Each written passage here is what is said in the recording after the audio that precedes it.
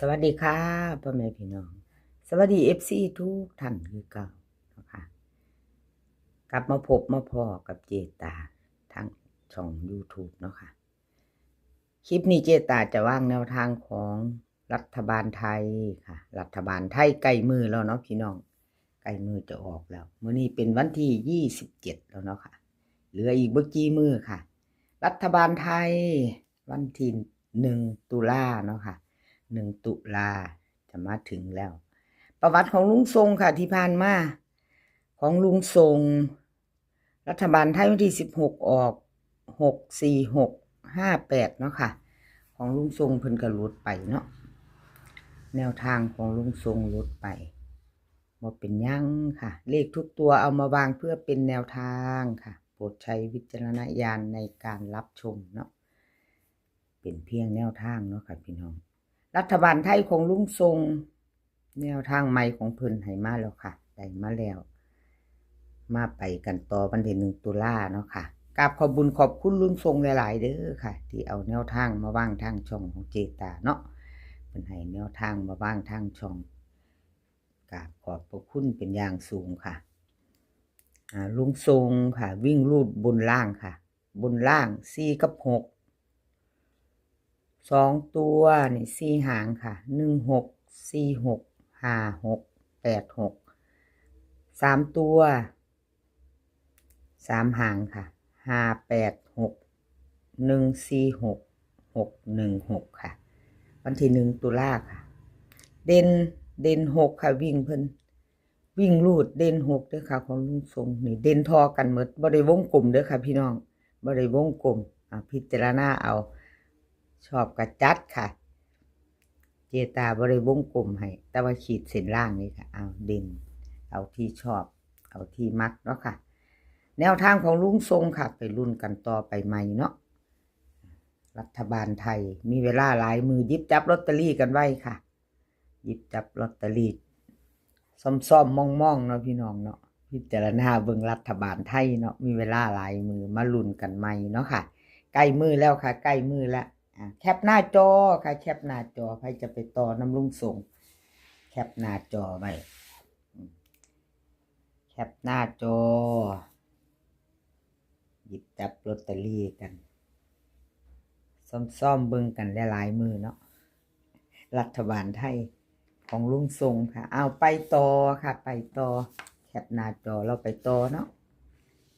เป็นของดาพารวยค่ะรัฐบาลไทย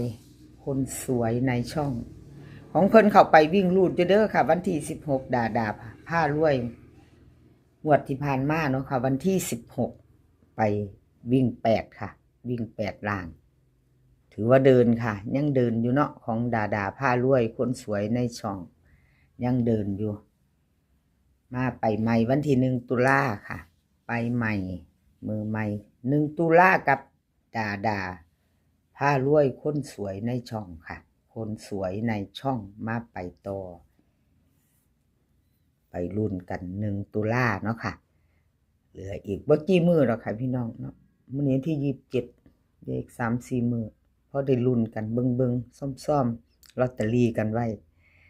แนวทางของดาพารวยค่ะวิ่งรูดเพิ่นให้มา9กับ0 2ตัว4หางค่ะแต่ว่า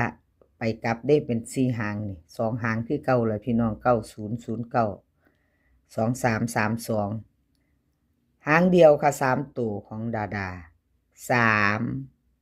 390เป็นจังใดพี่น้องหน่อยๆแขนๆจอคือเก่าดาพารวยคนสวยในช่องบ่ว่าจะเป็นของลาวพัฒนาเนาะค่ะของเพิ่นจะเป็นสูตรนี้อยู่แล้วเนาะถูกใจ FC ผู้มักหน่อยคนเฮาก็มักบ่คือกันเนาะพี่น้องมักหน่อยมักหลายเลือกเอาเนาะเลือกเอาที่เราชอบเนาะค่ะดาพารวยคนสวยในช่องเพิ่นก็ให้มาแต่แบบนี้เนาะค่ะชอบก็จัดขัดก็ผ่านเนาะค่ะรัฐบาลไทยวันที่1เดือน10เนาะค่ะ68 1ตุลาล่ะค่ะนี่390หางเดียวเนาะพี่น้องเอาไปต่อค่ะไปต่อรุ่นกันรัฐบาลไทยเหลือบ่หลายมื้อดอกค่ะพี่น้อง ซ่อมเบิ่งลอตเตอรี่พร้อมพันหยิบจับลอตเตอรี่กันรัฐบาลไทยเนาะค่ะแคปหน้าจอค่ะแคปหน้าจอใครจะไปต่อกับดาพารวยเนาะค่ะไปต่อปอยเป็ดของปอยเป็ดเพิ่นกะรูดไปเนาะค่ะปอยเป็ดก็รูดอยู่วันที่16ก็บ่เป็นหยังเนาะค่ะเจตาให้กำลังใจเด้อค่ะปอยเป็ด64658ค่ะวันที่16รัฐบาลไทยที่ผ่านมาเนาะของเพิ่นก็รูดไปอยู่บ่เข้าเนาะค่ะอยู่คนละหม่องบ่เป็นหยังค่ะให้กำลังแรงใจมาไปใหม่ไปต่อรุ่นใหม่คือเก่าเนาะค่ะรุ่นใหม่คือเก่าไปวันที่1ตุลาเนาะค่ะ1ตุลากับปอยเป็ดเนาะกับขอบคุณปอยเป็ดหลายๆเด้อค่ะที่เอาแนวทางมาว่างทางช่องของเจตากราบขอบพระคุณเป็นอย่างสูงค่ะวิ่งรูดของเพิ่นปอยเป็ดให้มา7กับ0ค่ะ2โต4หาง7606 7909ค่ะ3ตัวนี่4หางค่ะ3ตัว4หางค่ะพี่น้อง206 209 276 279วิ่งรูดเด่นเท่ากัน7กับ0วงกลมให้เด่นทอกันเด้อค่ะสายวิ่งสายรูดรัฐบาลไทยของปอยเป็ดจับตามองค่ะอะไรก็เกิดขึ้นได้เนาะมาได้ไปได้เนาะค่ะเน้นเพิ่นให้2หางค่ะ76กับ79 3ตัวนี่เพิ่นก็เน้นให้2หางค่ะ276 279ชอบก็จัดค่ะพี่น้องแคปหน้าจอใครจะไปต่อกับปอยเป็ดรัฐบาลไทยเนาะค่ะวันที่1ตุลารัฐบาลไทยออกเนาะบ่าย4 โมงเนาะค่ะไปลุ้นกันใหม่แนวทางของปอยเป็ดค่ะชอบกระจัดแคปหน้าจอไว้มีเวลาหลายมื้อเนาะค่ะเวลามีหลายวันลุงให้ก่อนหลายมื้ออยู่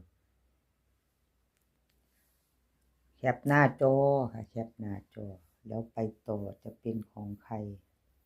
ไปต่อรัฐบาลไทยต่อไปรัฐบาลไทยเป็นของคุณยายใจดีค่ะคุณยายใจดีเพิ่นก็หลุดไปกันวันที่16เนาะค่ะ FC คุณยายใจดี64658ก็เดินค่ะเป็นกำลังใจให้คุณยายใจดีคือเก่าเด้อค่ะกับขอบคุณหลายๆสำหรับแนวทางที่ให้มาวางทางช่องเนาะเจตาเป็นกำลังใจให้คือเก่าค่ะไปต่อไปใหม่รุ่นวันที่1ตุลาเนาะค่ะรัฐบาลไทยรุ่นใหม่ไปต่อเนาะรัฐบาลไทยคุณยายใจดีค่ะวิ่งรูดบนล่างบน1ล่าง7ค่ะบนเพิ่นให้มา1312เนาะค่ะล่าง77374 3ตัว3หาง173 713 774ค่ะล่างเพิ่นเน้น13ค่ะล่างเพิ่นเน้น73บนค่ะบน13 3ตัวนี่เน้นหางเดียวค่ะให้หางเดียวค่ะ3ตัวของคุณยายใจดี173พิจารณากันพี่น้องชอบกระจัดขัดกับผ่านไปเนาะรัฐบาลไทยใกล้จะออกแล้วค่ะใกล้จะออกแล้วไปเบิ่งซ่อมพิจารณาลอตเตอรี่เอาแคปหน้าจอไว้ก่อนเนาะค่ะแคปหน้าจอไว้ก่อนใครจะตามรัฐบาลไทยนำคุณยายใจดีเนาะค่ะรัฐบาลไทยไปกับคุณยายใจดีค่ะแคปหน้าจอค่ะแคปหน้าจอเนาะคลิปนี้ก็ขอให้พี่น้องโชคดีค่ะโชคดีกับรัฐบาลไทยวันที่1เนาะวันที่1ลุ้นกันใหม่และขอให้พี่น้องมีความสุขค่ะขอให้สุขภาพร่างกายแข็งแรงกันทุกคน เดินทางไปไสก็ขอให้ปลอดภัยค่ะ เดินทางไปก็ขอให้มีโชค กลับมาก็ขอให้มีชัย